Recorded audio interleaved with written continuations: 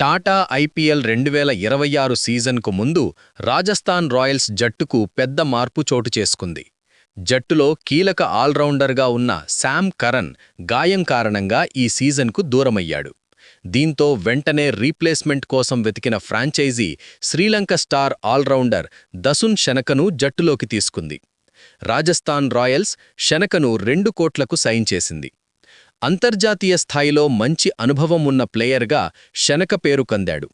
అతను ఇప్పటివరకు 6 టెస్టులు, 71 వన్డేలు, 131 టీ20లు ఆడి మొత్తం 3,350కి పైగా పరుగులు చేయడంతో పాటు 86 వికెట్లు కూడా తీసుకున్నాడు.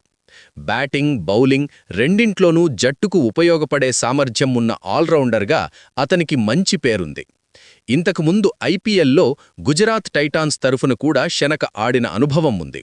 అందువల్ల భారత పిచ్చులు, ఐపీఎల్ ప్రెషర్ అతనికి కొత్త కాదు. ఈ అనుభవం రాజస్థాన్ రాయల్స్కు ప్లస్ అవుతుంది. శామ్ కరన్ లాంటి కీలక ప్లేయర్ గైర్హాజరీ జట్టుకు పెద్ద లోటే అయినా షనక రాకతో ఆ లోటును కొంతవరకు భర్తీ చేయగలమనే ఆశతో ఆరారుంది. ముఖ్యంగా మిడిల్ ఆర్డర్ బ్యాటింగ్ మరియు ఫినిషింగ్ రోల్స్లో షనక కీలక పాత్ర పోషించే అవకాశముంది. మొత్తానికి ఐపీఎల్ 2026లో రాజస్థాన్ రాయల్స్ స్క్వాడ్లో ఈ మార్పు ఎంతవరకు ప్రభావం చూపుతుందో చూడాలి. షనక తన అవకాశాన్ని ఎంతవరకు వినియోగించుకుంటాడో ఆసక్తికరంగా మారింది.